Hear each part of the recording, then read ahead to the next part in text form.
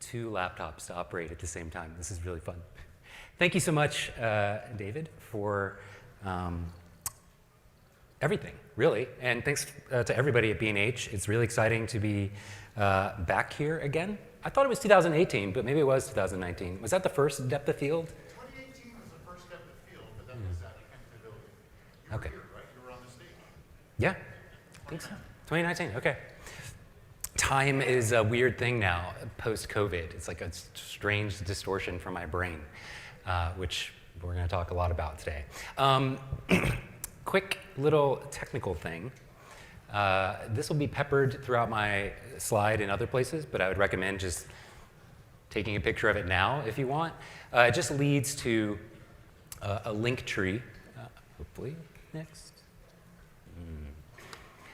A link tree of various pieces of software and tools that I might talk about through the discussion today. So instead of having to take notes and write stuff down and take a ton of screenshots, you can simply go to that link, use the QR code or the link right there, and it should take you to a nicely little formatted page. So I'm going to do something I hope I don't regret and use the word storyteller more times than I ever have in a talk. I've been doing this about 12 years, and I've always had a deep, weird aversion to the word storyteller, simply because it's so overused by photographers. I hear it constantly. Everything good? Okay. So I hope I don't regret that. And secondly, this is going to be kind of a selfish experiment for myself. So I appreciate you sitting through this. I don't know if David knows this or not, but the talk that I did last time here had the exact same title. And when he asked for what I want to talk about, I sent him a list of new things, and then I secretly decided to put the exact same title, even though I have no recollection of what the heck I talked about. It's somewhere on YouTube, right? I think they are live streaming this, and you can rewatch it. I can't think of anything I'd like to do less than hear myself give a presentation. So I've actually never heard myself talk, and I have no idea what that talk is like. So the experiment is this entire presentation, which I just finished this morning, first time ever giving it, finish up, and then tonight, or probably tomorrow, I'm going to rewatch my talk from 2019 and see how I've changed. Should be interesting for me. Probably not anybody else, but I'm really excited about this. Okay, next. I can tell you, and maybe this is like an accelerated thing because of COVID time, and being a wedding photographer, right? I'm based out of Baltimore. I mostly shoot weddings. Like 99%. Weddings are really all I want to shoot. I got my start doing press conference work and stuff like that at the National Press Club in Washington, D.C. But as soon as I started shooting weddings, that's what I was built to do, and that's the only thing I've ever tried to shoot more of. But in 2020, all of my wedding clients got wiped out, or they postponed basically a full year. So I had a lot of time to sit and think. All of this gray hair is post-COVID, by the way. Same with the length. That'll be interesting to also compare from my 2019 talk, is the hair difference. But I can already feel that my thoughts and instincts about telling stories through photography are starting to change.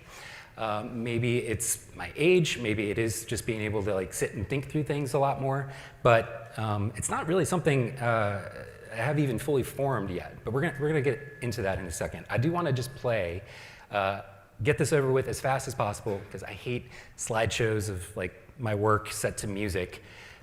Here's some of my work real quick for you in 10 seconds. Just get it over with, and done.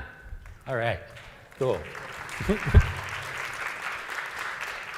Ooh, that was my fancy transition. Here are some slower ones so you can literally absorb them for a second.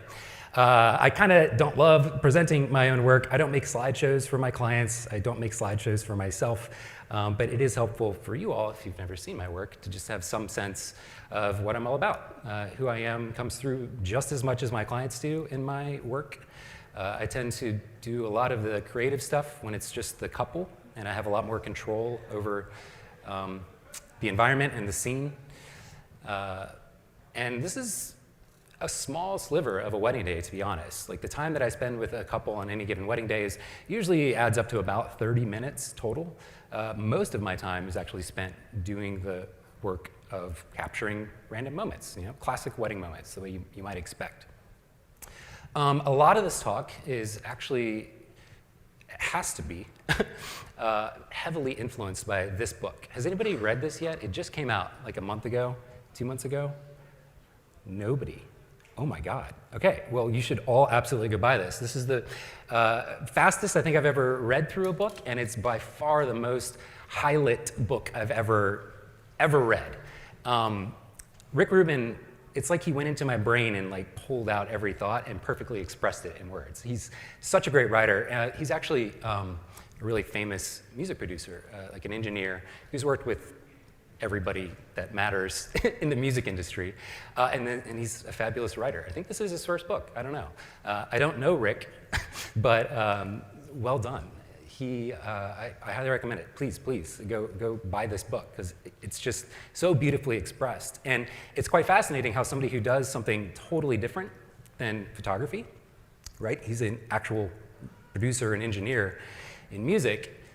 It's amazing to see the creative process play out exactly the same in a completely different craft. We'll talk more about that in a second. There's a few quotes from him and through the book peppered throughout here. I just finished reading last week, so this is like, I'm real into this book right now. This is the first one that really caught my eye. Artists are ultimately craftspeople. And it's because of that key word, craftspeople. I think it was around, 2014, 2015, I was sitting, listening to other speakers present at a conference in Spain. And I don't speak Spanish, like, at all. But for whatever reason, all the presenters were speaking in Spanish, of course, and anytime they would say the word storyteller, they would say it in English. So I was sitting there with no translation, really hypersensitive to how many times I was hearing this word storyteller. And by the end of like the second presentation, I was like, okay, I'm gonna scrub this word from everywhere on my website, because it's, what happens when you hear something so many times, it's so overused, it kind of loses its meaning, right? It gets completely like diluted and lost. And sitting there, or sometime near that day, I was trying to think of like, okay, what other layers of photography are there that I could label myself as? Craftsman is kind of a weird word. It's sort of clunky. I think of it maybe more associated with builders, people that like build things. But it works, and it's stuck, and it's been there on my site for whatever reason since 2015. And I truly do love and obsessed with the craft of photography. Just to give you a sense of the volume of images that I go through, totally by myself. This is not including second photographers or assistants or anything like that. Last year, I was reviewing my Lightroom catalog, 423,000 images that I made. Of course, those aren't all edited and delivered. That's just the raw capture from every wedding that I photographed. A slight technical thing, by the way. I use one Lightroom catalog per year, up to 400,000 photos, and it runs totally fine. If you have slowness in Lightroom, it's nothing to do with the number of photos in it. It's probably more to do with certain Lightroom configurations, maybe your literal computer, but I doubt it's even that. I have a Patreon that has a couple of write-ups about how to optimize your Lightroom catalog. But one fun project I'm working on right now, so I've got one per year, so I've got about 12 or 13 different Lightroom catalogs in my archive drives. And I'm now going through the process of combining them into one epic Lightroom catalog. And I'm pretty sure I'm going to hit 3 million photos in that catalog, which might be uncharted territory. I don't know how well Lightroom's going to run with that many, but I'm excited to try. But that's one of the things that I gravitate to shooting weddings is the high volume nature of the work. Sometimes it's a lot of hours. I shoot a lot of South Asian weddings where they're multiple days long. I had a wedding last year that I started at 7 a.m. and went till 2 a.m. I did get like an hour-long nap in the middle of it or something, but I really love being immersed in something that is super video as well? intense. We do Need Yeah, yeah. But I always One of the fun kind of side projects, again, sort of more motivated by time due to COVID, was playing a bit more with video. I hate the process of putting together like a storytelling video for clients. I don't do like wedding videography, but I do like, it's the company Insta360. They make a little 360 camera called the 1X. Well, now there's a 1X3, but I use the 1X2. I wear a sling bag. I can just hit record on this camera, and it captures everything as essentially a circle. So it lasts about an hour and a half. So when I'm working with a couple in whatever environment, I can hit record. I don't have to think about where it's pointed or aimed. All I have to do is now concentrate on working the way that I normally would. And then later, if I get a cool talking point or photo that I find interesting, I'll create these little like deconstructions and stuff for Instagram Reels or maybe YouTube. But I find it really helpful to like go through and, for myself, reflect on what I was doing in that environment. What did I say to the couple to make that photo happen? Every session I come home from and every wedding that I shoot, I don't have any like flagged images that I'm excited to like jump into right away. I literally let the ideas flow through me, so much so that like an hour later, unless I'm looking on my camera, I'm gonna have no recollection of what I actually made.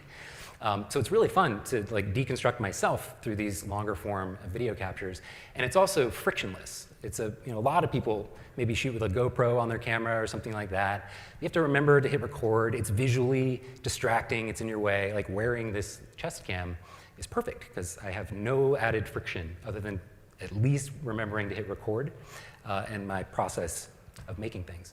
It's also just as a marketing tool. It's really meant to more attract and help photographers learn things, but my wedding clients often mention this as something they come across researching me.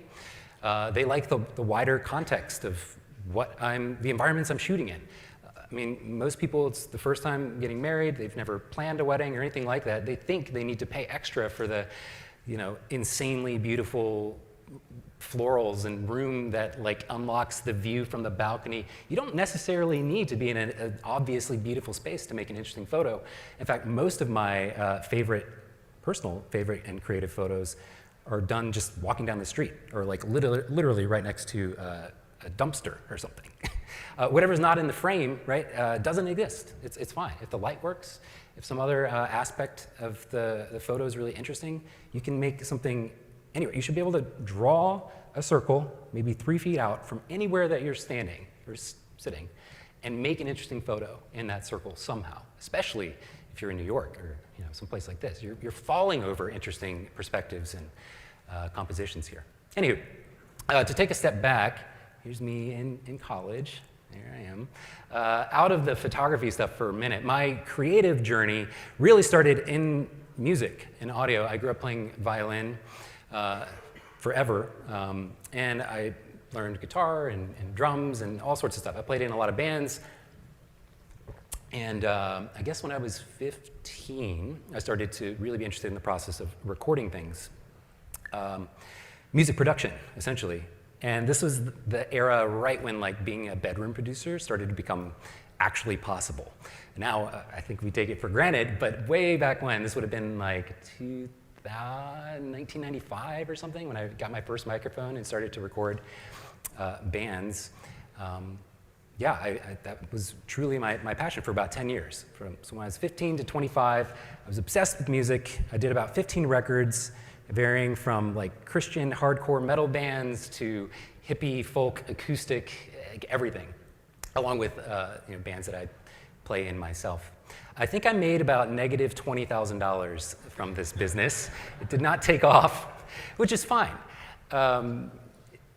Again, like thinking about Rick Rubin's book, like this is a music producer who is talking somewhat about his process specifically in music, but it's not about that. The exact same tools that and intuitive things that I was honing working in record production for 10 years completely gave me a huge head start in photography when I really started to do that professionally. And photography just happened to work out from a business perspective much better and faster for me. And that's actually, I think, something just to mention. I don't know how many people here are full-time or just hobbyists or whatever, but a lot of people, if they find success in photography or some creative venture, it tends to be a hobby that fills all their free time, and it's something that they do for themselves, but then you get a little success maybe, and it becomes sort of your primary income. It's now your job. There tends to be this void that goes unfilled where there's no hobby anymore. And a lot of people will just say, okay, well, I'll shoot personal work. I don't think that's enough. I'm very grateful to have music still squarely in the hobby canister. So when I start to feel a little burnt out, maybe I'm on my 35th wedding or my 400,000th photo of the year, right? I can take a break from the craft of photography, still exercise and work that creative muscle just by playing music or recording music. And somehow, sometimes it's hard to measure or directly draw the line. Somehow it's going to pay me back in my sense and in my process in photography. So it's something really important. Around year 5, when people are full-time as wedding photographers, I consistently see people burning out. And I think that's one of the main reasons. They have no other hobby because they're so busy with photography, and then when they're not doing that, they just, I don't know, get overwhelmed. Okay, bit more about my history. I was a terrible student, really, really, really bad. No matter what. So I think until I was about 10 years old, they bounced me around in advanced classes, regular classes, sub-regular classes to try and see where I could actually perform and get a good grade. No matter what, I was going to get a C, maybe a B average in pretty much any class I ever took. And I figured this out by the time I was 10. I remember my 5th grade teacher, elementary school, Mr. Tahini. I was in it was his first year teaching. And he really liked me because the school had access to a Mac. So this would have been 1995. And the Mac somehow had a really, really expensive scanner. So he let me use the computer to scan a dollar bill and make what is known as the Tahini dollar, which he uses to this day as a homework pass for his students. So I really loved playing around with computers. I'm very passionate about that. We'll talk more about that in a second. But I told him at the end of the year, okay, this really hard English exam. He's like, do your best. You really need to get a B or something. And I said, no matter what, I'm going to get a C or maybe a B. He said, okay, tell you what, if you take your test and get a B, and then take the advanced level English class and get at least a C, then I'll put in a recommendation for your middle school to start off in the honors classes or whatever. And I was like, okay, so I took the test and I got a C. And for whatever reason, it was a clerical error, but I was automatically enrolled in the honors levels, math and science. And I just stuck with that all the way through the end of my college career. No matter how difficult the class, for whatever reason, I was going to do just enough work to get a C. So why not major in information and computer science, which is what I decided to major in, which is not something that comes naturally to me. I really, I love computers and technology, but I'm really awful at math. It is not something, I can't do basic addition and subtraction sometimes. It's quite embarrassing. But I love being immersed in an environment, in a classroom, or a degree of study where it doesn't come to me naturally. It made much more sense to me to not major in music and do that as my hobby and my passion, teaching myself, and major in something that was really difficult and get a C and still have at least a good enough marketable degree that I would probably be fine. So, okay, what this sort of informed in myself, which I didn't even, this was not something I really consciously did, was taking this sort of opposite approach to life and trying to immerse myself in environments and situations that I know make me a bit uncomfortable or are just kind of weird. Starting from the opposite perspective. So this is kind of a list. It could be much longer than this, but I don't want to read from a list for most of my presentation. I tend to, any book that I start reading, I read the last page first. And a lot of these, I have no idea why, by the way. Have awful vision. So I'm wearing contacts right now, If anybody has a prescription, my contact prescription is negative 9.5. So I can see about this far before it's pure bokeh in real life, yeah. But I'm a photographer, right? So for how long, I don't know, but hopefully my vision doesn't get any worse. There's this weird thing called aphantasia. Has anybody heard of this? Okay. Does anybody listen to the podcast Hello Internet, by the way? Oh, man. That's okay. They're on hiatus anyway. But aphantasia, I learned about it through this podcast. It kind of blew my mind. I can't visualize things in my mind, and I thought that's how it was for everybody. I didn't realize that some people, if I said picture an apple on a table, they could literally, in vivid detail, see that in their mind. For me, it's like a blurry, dark, pixelated nothingness that kind of blinks in and out. It's not vivid. And it's a condition called aphantasia, which is really interesting. There's another weird thing, if you've never heard of it, it's called subvocalization. And when I read something, silently, I hear myself saying it back in my head.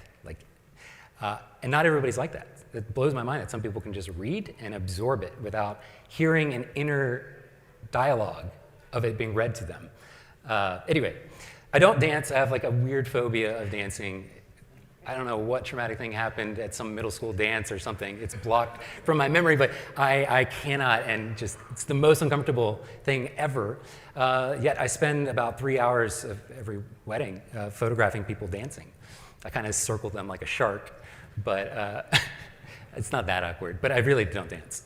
I'm a wedding photographer, never been married. I don't work when I have to, and I do my absolute best machine-like work when I don't have to. I just came from vacation, first vacation I've taken in 10 years. I highly recommend Vieques. Has anybody ever been to Vieques? It's right next to Puerto Rico. It's an amazing little island, one stoplight, no stoplights in the entire place. Anyway, I spent about 2 days being bored and then worked more than I ever have in my life. And then, yeah, I'm a generally socially introverted person. It's very exhausting to interact with people. I love it, but like draining just mentally. But I love speaking and teaching and putting myself under the spotlight. It's intense. It's interesting. And this opposite approach and being very comfortable in that space that doesn't come naturally to me, it's not in my nature, has served me really, really well. If you want to take it down to a super practical level in photography, I think it was around the Nikon D4S. I shot Nikon DSLRs for 10 years. I switched to Canon mirrorless when they launched the EOS R. The Nikon D4S was the first DSLR that had live view that was fast and responsive enough that you could actually use it to take a series of photos. It wasn't too slow and delayed and clunky. It pales in comparison to what we have now. We take it for granted what mirrorless enables with live view. It seems natural, like the way it should always be. It has not always been that way. The Nikon D4S was responsive enough, but I still had to manual focus everything because the live view autofocus was unusable. It was so slow. But I found myself, so that was probably 2015 when that camera came out. People are paying thousands of dollars for me to shoot their weddings. I show up, and I'm taking photos like this, like I have an iPad or an iPhone or something. It's maybe kind of an awkward thing. And I did have clients ask me, like, why do you keep looking at the back of your camera so much? And for me, though, it's like, yeah, it's weird, but I knew that it enabled something, that instant feedback of what the light was doing. David mentioned, yeah, I shoot through a lot of various things like little aluminum pipes to create flare, or a prism. That was sort of my first thing, it was prism. Seeing the effect of that in real time on the back of the camera was totally revolutionary for me. And having 5 years of practice doing that in clunky DSLRs made a seamless, easy transition for me once mirrorless cameras were launched the way we know them now. Okay. Starting to tie some of this together. So I tend to gravitate towards things that are conceptually super easy. Like, I can't even believe you're saying this. It's so easy, right? I'm stuck creatively. What do? I'm going to do the opposite thing. Okay, what does that mean? Just do the opposite. It's like, okay. That's a very easy concept. I love things that are conceptually very easy, but practically, like in practice, very difficult, especially to remind yourself of. So it's really difficult. You might take a few safe shots of a subject that's in front of you or a couple or whatever. And then you start to feel that itch. Like, I really want to push myself. I'm not getting that, like,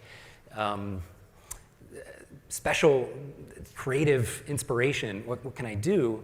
Well, literally force yourself to do the opposite of what you're doing. So just simply do a 180 and look behind you. Even if you know it's an ugly background, you might appreciate some aspect of it that you hadn't previously. Maybe you're photographing people standing, like most of the time, walking around.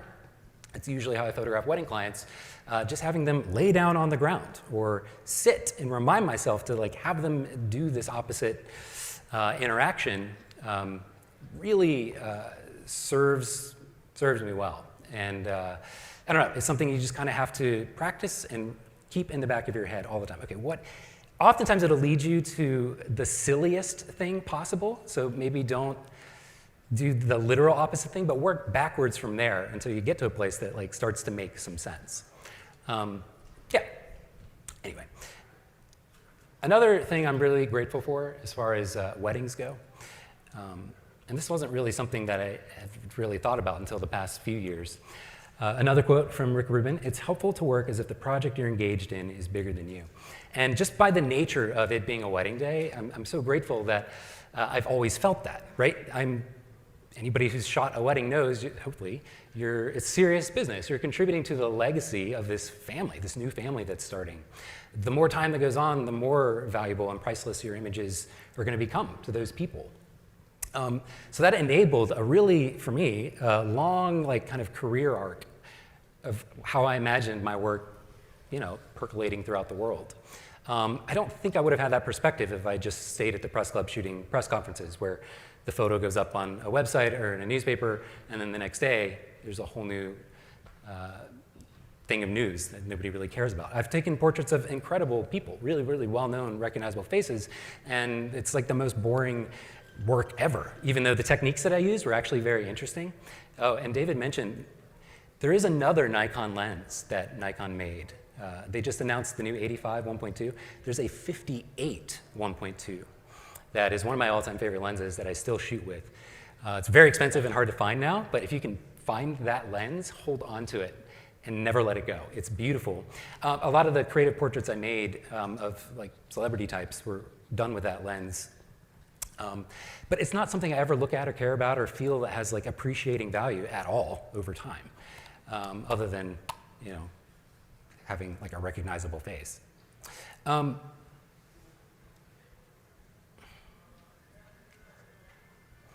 So when you can appreciate, hopefully, and picture your journey as a photographer as a long arc, not just day to day or 1 month to the next in what you're doing, it allows you a little bit of flexibility to take liberties with how you might, for lack of a better word, the prism with which you view your work, right? So I never really felt uncomfortable detaching the word storyteller from my work and kind of leaning into craftsman, even though it's sort of weird and awkward, and I don't know why I like that word so much.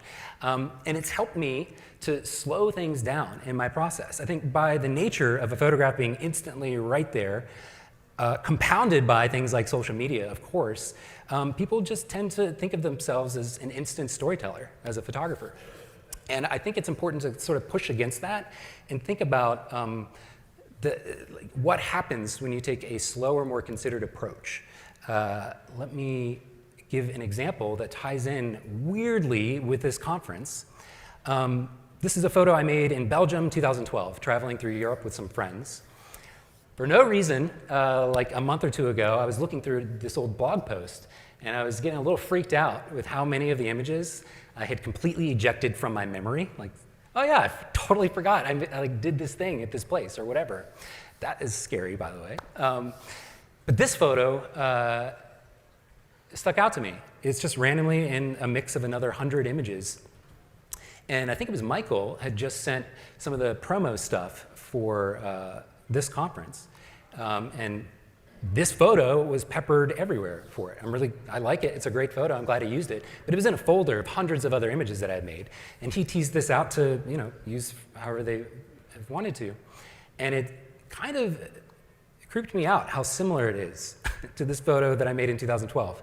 This couple here was 2019, a wedding in Baltimore. And again, I didn't think about and remember this original shot of this random tree in Belgium.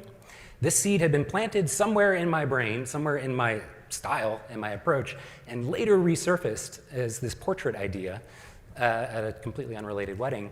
Now resurfacing again 4 or 5 years later in a conference where I'm supposed to be talking about storytelling. So for me, the meaning and impact of this photo of this couple has a completely different meaning than it used to.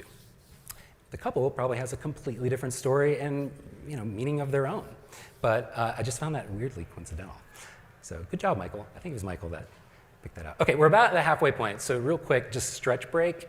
My voice tends to put people asleep. You can just, if you want, just stand and stretch your legs. It'll take about 30 seconds to do that. And yeah, I'll let you know when my meditation app is coming out too. Nice. I'm awful at stretching, by the way. Really bad. Nice. Good. Awesome. I'm always 50% worried like half the room is going to leave whenever I do that too. It's like, what's this guy rambling about? Make the point. Just make the point. Okay. So this, I think, if you really take a long, considered, deliberate approach to looking at your work and reflecting on it and not really immersing yourself in what the story of something is about a photo you just made that day or a week later or a year later, it's going to be different for everybody. But for me, it really seems right about 10 years is the buffer now where images that I made that long ago or older, I'm detached enough from it that for whatever reason, the stories are starting to flow. And it's a really weird thing that I'm still trying to understand in myself. But for the past couple months, I've been using this platform called Glass, which is actually just a photo sharing platform. It's not meant to be a blogging platform. It's just a really small indie company. I think there's three people that work there.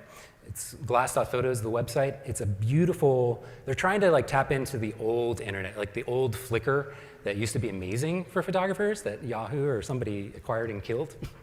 Glass is trying to recapture that. It's very photo or photographer first platform, no video, no stories, beautiful presentation of EXIF data, which is really cool. I've always been annoyed that you can't see EXIF data on things like Instagram. But for whatever reason, the format and experience of using Glass, just I will find photos from about 10 years ago, not always, but a while ago, and just write thoughts, and the stories are just starting to flow. And it's really weird because it's not at all something I could have done right after I had made that shot. The story would have been 100% about just, this is a wedding couple, this is what we did on their wedding day, I learned so much about them, this is their personality, whatever. None of that is what I'm actually feeling compelled to write about now, 10 years later. By the way, I do tend to lean into in-camera effects. I love that. It's a very Chris Nolan mindset, maybe. The constraint of at least doing something, the core idea in camera.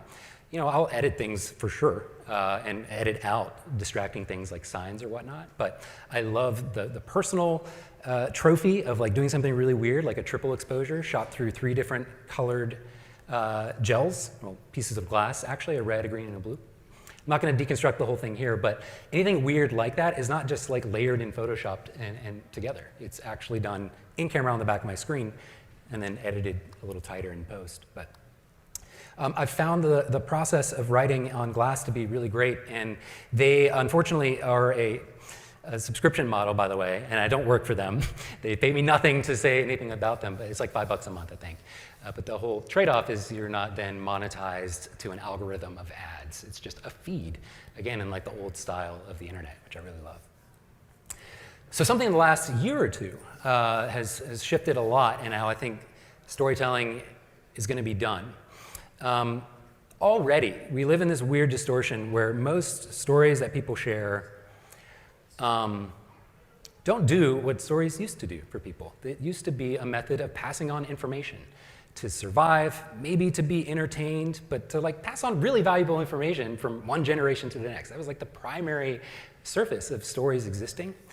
I feel like nowadays that is the exception to how maybe I'm reading the wrong books and watching the wrong movies, but it seems like most stories that people are sharing really are just to provide an escape from reality, or to really just demand your attention and nothing else.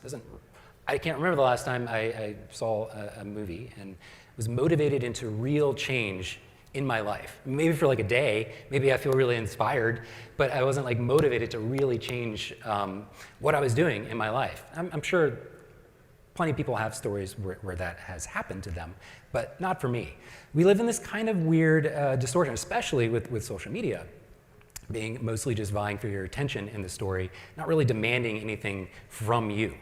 And it's about to get worse and even more distorted and complicated with a lot of the more recently popular AI tools. I don't know if anybody else here has talked about AI in a talk yet.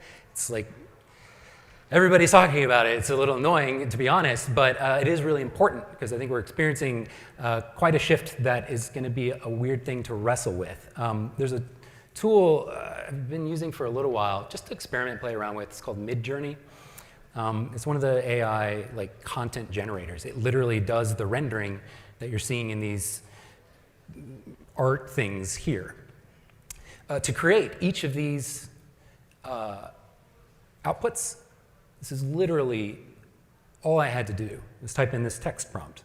Standing in front of huge circular windows, standing on the deck of an old ship, old couple, long faces, weird clothing, wearing glasses, wedding fashion, detailed faces, full body, fine art lighting from Octobox, vibrant colors, guests, cinematic. Some of that's just like pure randomness, but it's very fascinating to see the output from this thing. And it's a really weird feeling. I don't know if I generated these and shared them in a portfolio of my work or like posted it as my AI art, I'm not really sure what story exists in this. The machine did the work of choosing the quirky clothing. Yeah, I said the text, and yeah, I can make curations and modify the prompt to have slightly different outputs than maybe what I want, but something feels very strange about this, not having done any of the physical work of like an illustrator or like an actual computer graphic artist.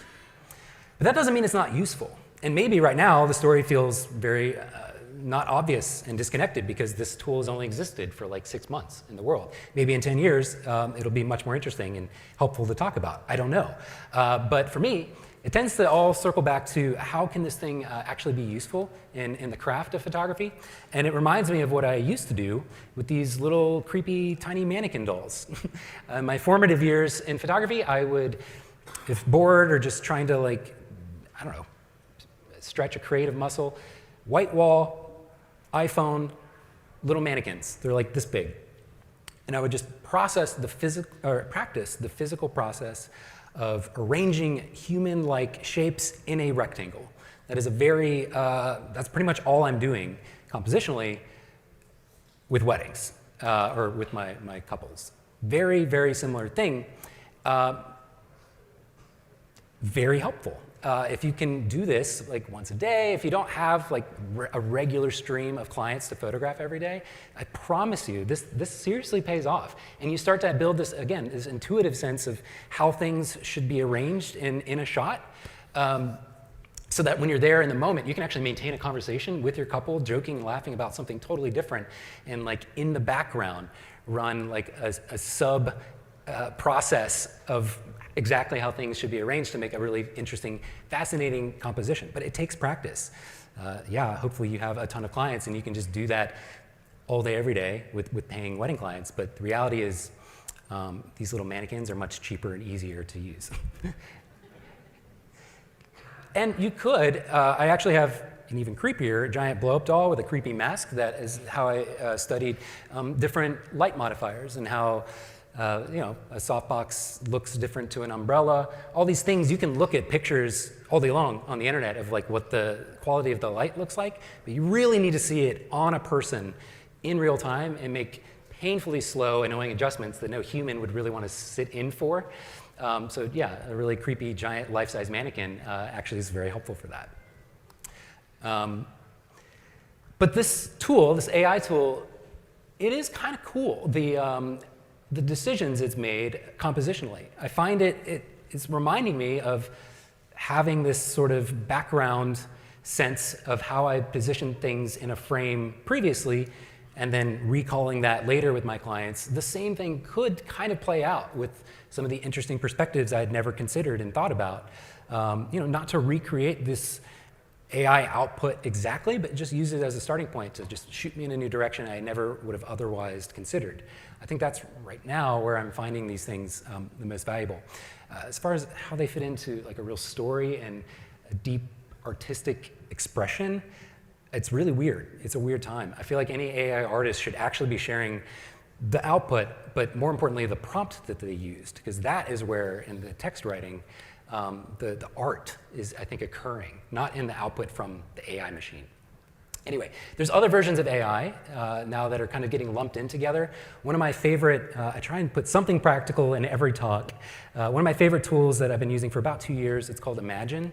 And it basically does an incredible job auto-editing. So what you're seeing first are the like straight out of camera, I'm plus or minus, a little over, a little underexposed as I shoot throughout the day. When it's snapping into a render or whatever, that is the AI edit of my work.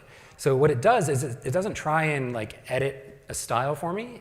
You actually send Imagine like 3,000 raw files that you've edited with a look that you like, maybe a preset or something like that, and then they build a custom profile based on those thousands of raw files that then give you a much better starting point. I still manually go in and tweak things and look every image over, but everything is equalized and elevated to be much more consistent as a starting point. So it definitely saves me time, and the straighten tool has revealed just how non-straight I keep my horizon lines, even though I thought I was like really good at that, but it will humble you quickly to see like how many times it needs to straighten photos for you. Here's just some before and afters. Again, this is an editing preset that I built, but the actual bump up in exposure, or the balance of exposing it to see the bride's face, but pulling back the highlights, that's all done through Imagine in a way that I would have otherwise intended and done manually, but done for me. I do a really great job. And there's a couple of different, it's an interesting space right now, the AI editing space. Yeah, I can't believe I overexposed the original shot that much. I would think for sure all that highlight detail would have been blown out, but I did a good job recovering everything. Anyway, there's a lot of apps in that space right now that have a varying degree of usefulness or not. Right now, my favorite to use is Imagine AI. Yeah, they're a really great company. Okay, so to wrap up and kind of make my point, I have come around to the fact that simply being a photographer does grant you the status of storyteller. Like by default, you can tell a story from any photo. Anybody who's a photographer, fine, I'll grant you that. But think about the images you're making in your life in a longer arc, okay? Think of them as seeds that you're planting throughout your life. In the moment, when you're creating a photograph, don't overthink the story or meaning. Just let the ideas flow through you without consequence. Some photographs will be forgotten about. In fact, most will. Of that 3 million images that is going to be in my epic Lightroom catalog, 90% of those are never going to see the light of day, ever. I will have seen them once, hopefully, as I cull them away and bury them into my archives forever. So most photographs will be forgotten about. But if you're patient, and if you give it enough time, and you pay attention, then eventually some photos will grow into something more special than you could have planned for. So that's it. I'm done.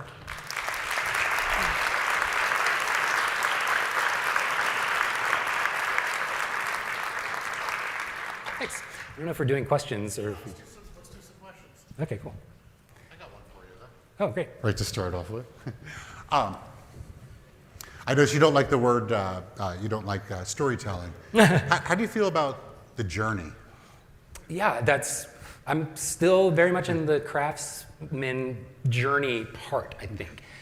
I'm starting, like I said, with what I'm writing on glass, for whatever reason. starting to feel, again, that the stories are starting to like flow, but it's still very much like I'm immersed in obsession with the craft of photography. Okay. Yeah. All right, so you're okay with the word journey. Journey's cool. All right. Yeah. I like path. You know, that's the Path. theme. The theme this year is light the path. I didn't know that. Have I seen that anywhere? Okay, so we've got some questions and answers for you. There we go. You just raise your hand. Oh, And Thanks so much, Sam. I guess I'm wondering, with all the other photos, like during the reception and, you know, the sort of stuff that we all have to do as wedding photographers, can you talk a little bit about your creative process when you're making those, even though it's a much different photo than the ones that you like to highlight? Yeah, great question. Because I think I mentioned that briefly. The reality, most of the day is spent not making really cool, epic photos with the couple. It's 7.5 hours of the getting ready. And so I've had to find ways to love every layer of the process, maybe starting with the reception, since you mentioned that, right? Like wedding receptions are generally many hours of people dancing and drinking, and you tend to hear a lot of the same songs. Like if I hear another Journey song, I'm gonna go crazy. You just become very hardened to just the YMCA and everything that people. So there's some things like, thankfully, enabled by technology. So during open dancing, basically, I pop in. I had custom painted matte black, a pair of AirPod Pros that I pop in and wear and just listen to my own music while people are dancing. And it's really fun. That totally, honestly, I don't think I would still be shooting weddings if I hadn't started doing this. Because it was really draining. I would end the day just really kind of like, I can't handle Journey anymore, and I go to bed just like hearing the song in my head. And it was really affecting me in a really meaningful, emotional way. Especially if you shoot, I don't know how many weddings a year you do, but if it's pretty much every weekend, it's like, yeah. So listening to my own music totally changed the game, and it actually improved my ability to cover things, because now I'm completely out of sync musically with what people are dancing to, so I'm much more tuned in visually to what they're doing. It's really beneficial. Even if you don't listen to music, just having hearing protection is like super required anyway. Like most of the time, I orient myself with my back directly against the DJ speaker so that that's not in the background of my photos, everything else is. And it's just, yeah, a couple hours of that and you're gonna start to lose your hearing, especially if it's every weekend. So certain tricks like that and like embracing technological things to make the day a little more fun and interesting can go a long way. Also just being okay as a service provider. Like I'm there to serve my clients, not me. I have to maintain the perspective, even it's really hard sometimes. It's their first wedding no matter what. It might be my 450th, but it's their first wedding. Like you have to, yeah, maintain that sense of humility and service for your clients. I don't know, I could probably keep going, but I'm gonna leave you with that AirPod tip. It's the best money I've ever spent, by the way. Black AirPods. I can't believe Apple doesn't actually sell them already. It's weird. Another question? Okay. So with the little time that you have with couples, how do you slow down your thought process or just the, I guess, energy to get these creative moments? Yeah. Slowing down the process is super important. It's very easy to get swept up in maintaining the conversation, making sure you're making them feel comfortable, and like the creativity is 7 layers down your process of thoughts, and it's like hopefully you start to like chip away at it by the end of the session. But I find that actually physically, like being in a space, ready to start making photos and putting my camera down on the ground, somewhere where it's maybe not gonna get stolen, out of my hands, really slows my thought process down. It eases the anxiety from my clients a little bit, because if it's the beginning of the session, maybe we've shot for like 5 or 10 minutes. I put my camera down, they get a little more relaxed, and it doesn't feel like, okay, go. We always have to be on and like ready for the candid shot or whatever. That does a lot, is just trying to disconnect physically. Yeah, that's probably the primary thing I would point you toward, just physically slowing things down. The other thing, I don't really use second shooters very much, but I do sometimes bring just like a friend or an assistant. I really love working with videographers, because if you have another person to take the couple for like 5 minutes, I'll say, okay, second shooter, yeah, go take the couple, drive the ship for 5 minutes. that lets me like reflect and stop engaging in conversation and look around and assess. I'm immediately starting to work on like what's an interesting creative thing as the videographer has them. You know, I try not to feel compelled to capture everything that everybody else is doing, shooting over the shoulder all the time. Disconnect, focus on the next idea, scoop them away from the videographer or second shooter. That works beautifully. So yeah, that's a couple ideas. Cool. Victorine here. Hey. So I used to be a designer. I think something that I used to hate is when you design and the client tell you how to design. So is that jumping in photography? I thought that would be something that I could avoid, but I've been dealing with the same thing. So my question is, have you ever deal with a client who want to direct you during the process, and how do you deal with that? Yeah, so some things like that, you need to pay attention. Is this the exception or the rule for the kinds of clients that are gravitating to me? You will experience some degree of that from at some point in your career. If it becomes a problem, like a consistent problem, you need to change something about the work you're showing or the way you've structured and branded yourself so that you are pushing away. You don't want to attract everybody, right? You want to push away people that your work doesn't resonate with and attract people where it really does and they trust you to just do your thing. Ooh, I lost my train of thought with that. But the, oh no, my ADD is kicking in. Somebody laughed and now I'm very distracted. Oh God.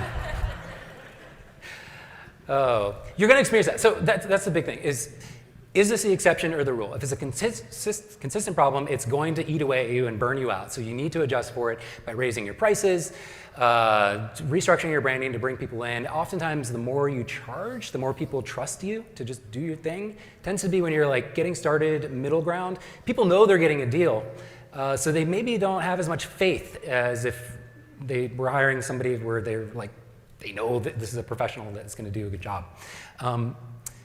Yeah, so no matter what, you're going to experience that when you have any type of creative output. But yeah, I'm going to stop talking now. Sorry. We should talk more about this in person because there's a lot of different ways to solve that problem. But yeah. I think you have one more. Great. Real quick, you speak of how technology has helped you creatively. I mean, how has technology hurt you? Okay, hurt me. Attention span for sure, but let me think about that for a second. Gosh, that's a good question. My bank account is much smaller than it would be otherwise. If I couldn't order things online, I don't. Let me think. I'm trying to think specifically in photography, maybe how it's been a negative. I will say, okay, so one notable uptick that I find weird is, or one notable shift is the uptick in number of photos I capture using mirrorless cameras. My averages, because I shoot so much high volume so consistently, my averages are really consistent. DSLR phase, hour and a half shooting an engagement session with a client, I would take 800 to 1,000 photos, edit that down to 150, maybe 125 delivered in their gallery. A full wedding day, I would probably take about 3,500, 4,000 photos on a DSLR, edit that down to 700 or so in the full gallery. Shifting to mirrorless has more than doubled my capture rate. So that's a real pain in the ass. It's such a drain because I love my cameras. I shoot with the Canon R3 and that thing, it's like butter. It just rips frames and I love it. And I don't want to slow down because whatever I can capture, I will. But that is a negative because now I have a lot more stuff to wade through. It just so happens that a lot of tools are also coming online, like AI culling, AI editing, to help mitigate that from just completely crushing me. If those AI tools didn't exist, I would have to restrict myself to shooting like 6 frames a second now instead of 12, which I prefer. But that's certainly one thing. It's just an overwhelming amount of photos. I mean, I capture like 8,000 images at any given wedding day now. Yeah. But again, some of the technology is also solving this problem for me. But some of that's sort of lucky. But I want to think more about that. That's a really great question. Cool. Any others? Okay. Great. I have a question for you, though, Sam. So congratulations, your second time at Depth of Field, and the image, that's your image, made the I hero know. image for It was really weird. What do you think when you saw that splattered on countless emails, websites, The promotions? color's a little off on the magazine. That was my first thing. I was like, that is very desaturated, but it's okay.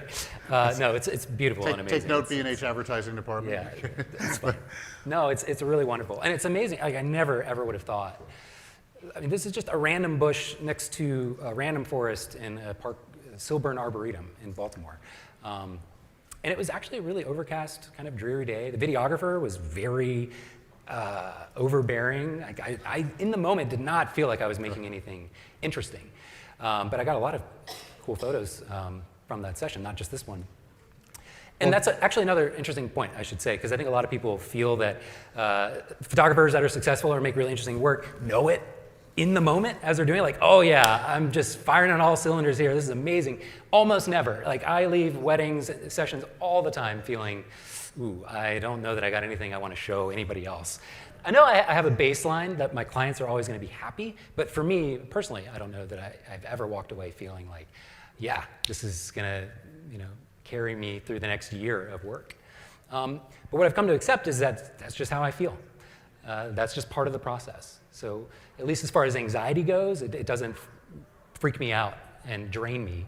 It's just a weird thing I've come to accept. So I don't even remember how I got on that point, but yeah. Well, your photograph was chosen through a panel at B&H, and it's a beautiful image. I love it, thanks. It's all natural light. Technically, I think maybe it was a 51.2 on the EOS R, I think. I'd have to look it up, but yeah. All right, ladies and gentlemen, Sam Hurd. Thanks. Woo-hoo. Thank you so much. Awesome. We're going to be switching computers, and we have the legendary Scott Kelby is going to be taking the stage. That's going to be fun, so we'll just swap out those computers.